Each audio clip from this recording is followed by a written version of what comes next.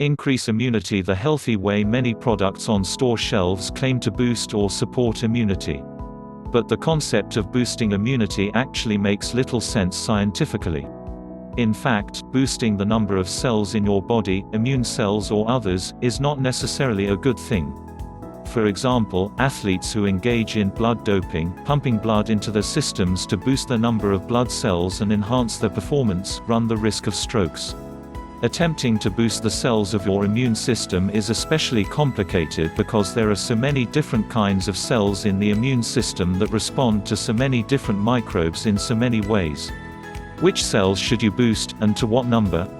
So far, scientists do not know the answer. What is known is that the body is continually generating immune cells. Certainly, it produces many more lymphocytes than it can possibly use. The extra cells remove themselves through a natural process of cell death called apoptosis, some before they see any action, some after the battle is won. No one knows how many cells or what the best mix of cells the immune system needs to function at its optimum level. Immune system and age. As we age, our immune response capability becomes reduced, which in turn contributes to more infections and more cancer. As life expectancy in developed countries has increased, so too has the incidence of age-related conditions. While some people age healthily, the conclusion of many studies is that, compared with younger people, the elderly are more likely to contract infectious diseases and, even more importantly, more likely to die from them. Respiratory infections, influenza, the COVID-19 virus and particularly pneumonia are a leading cause of death in people over 65 worldwide. No one knows for sure why this happens, but some scientists observe that this increased risk correlates with a decrease in T cells, possibly from the thymus atrophying with age and producing fewer T cells to fight off infection. Whether this decrease in thymus function explains the drop in T cells or whether other changes play a role is not fully understood. Others are interested in whether the bone marrow becomes less efficient at producing the stem cells that give rise to the cells of the immune system. A reduction in immune response to infections has been demonstrated by older people's response to vaccines. For example, studies of influenza vaccines have shown that for people over age 65, the vaccine is less effective compared to healthy children over age 2. But despite the reduction in efficacy, vaccinations for influenza and S. pneumoniae have significantly lowered the rates of sickness and death in older people when compared with no vaccination. Supercharge your cold and flu defenses. 27 surprising secrets, smart strategies, and simple steps to keep your immune system at its cold and flu fighting best. Get the tips to stay healthy. There appears to be a connection between nutrition and immunity in the elderly. A form of malnutrition that is surprisingly common even in affluent countries is known as micronutrient malnutrition. Micronutrient malnutrition, in which a person is deficient in some essential vitamins and trace minerals that are obtained from or supplemented by diet, can happen in the elderly. Older people tend to eat less and often have less variety in their diets. One important question is whether dietary supplements may help older people maintain a healthier immune system. Older people should discuss this question with their doctor.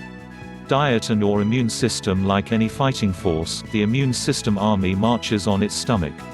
Healthy immune system warriors need good, regular nourishment.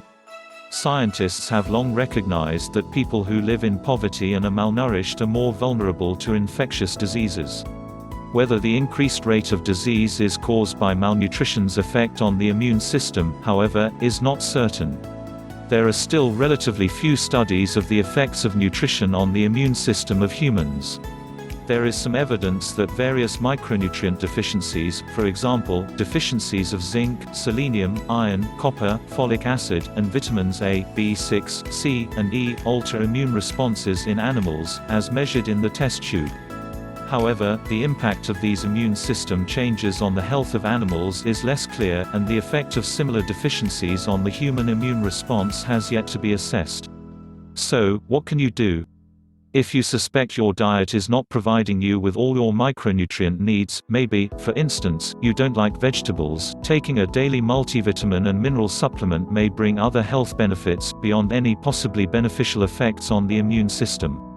Taking megadoses of a single vitamin does not. More is not necessarily better. Improve immunity with herbs and supplements. Walk into a store, and you will find bottles of pills and herbal preparations that claim to support immunity or otherwise boost the health of your immune system. Although some preparations have been found to alter some components of immune function, thus far there is no evidence that they actually bolster immunity to the point where you are better protected against infection and disease. Demonstrating whether an herb, or any substance, for that matter, can enhance immunity is, as yet, a highly complicated matter. Scientists don't know, for example, whether an herb that seems to raise the levels of antibodies in the blood is actually doing anything beneficial for overall immunity. Stress and immune function. Modern medicine has come to appreciate the closely linked relationship of mind and body. A wide variety of maladies, including stomach upset, hives, and even heart disease, are linked to the effects of emotional stress. Despite the challenges, scientists are actively studying the relationship between stress and immune function. For one thing, stress is difficult to define.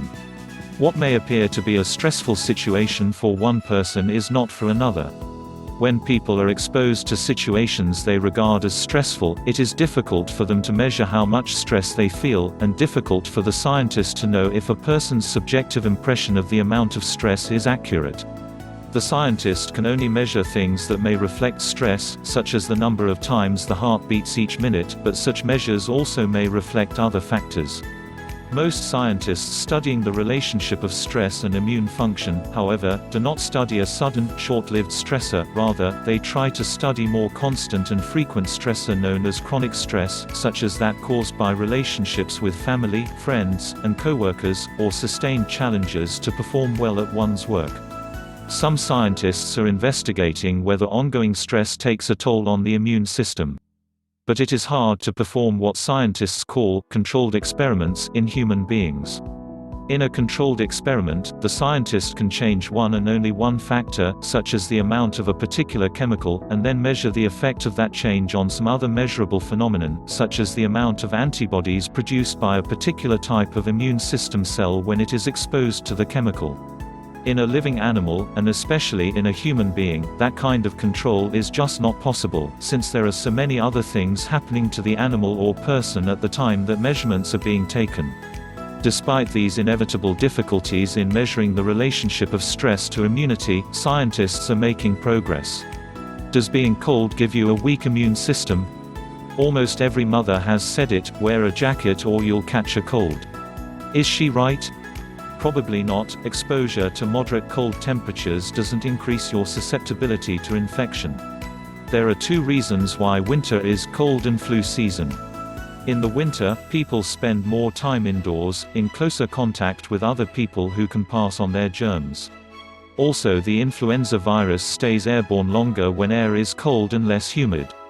But researchers remain interested in this question in different populations. Some experiments with mice suggest that cold exposure might reduce the ability to cope with infection. But what about humans? Scientists have dunked people in cold water and made others sit nude in subfreezing temperatures. They've studied people who lived in Antarctica and those on expeditions in the Canadian Rockies. The results have been mixed. For example, researchers documented an increase in upper respiratory infections in competitive cross-country skiers who exercise vigorously in the cold, but whether these infections are due to the cold or other factors, such as the intense exercise or the dryness of the air, is not known. A group of Canadian researchers that has reviewed hundreds of medical studies on the subject and conducted some of its own research concludes that there's no need to worry about moderate cold exposure. It has no detrimental effect on the human immune system. Should you bundle up when it's cold outside? The answer is yes, if you're uncomfortable, or if you're going to be outdoors for an extended period where such problems as frostbite and hypothermia are a risk. But don't worry about immunity.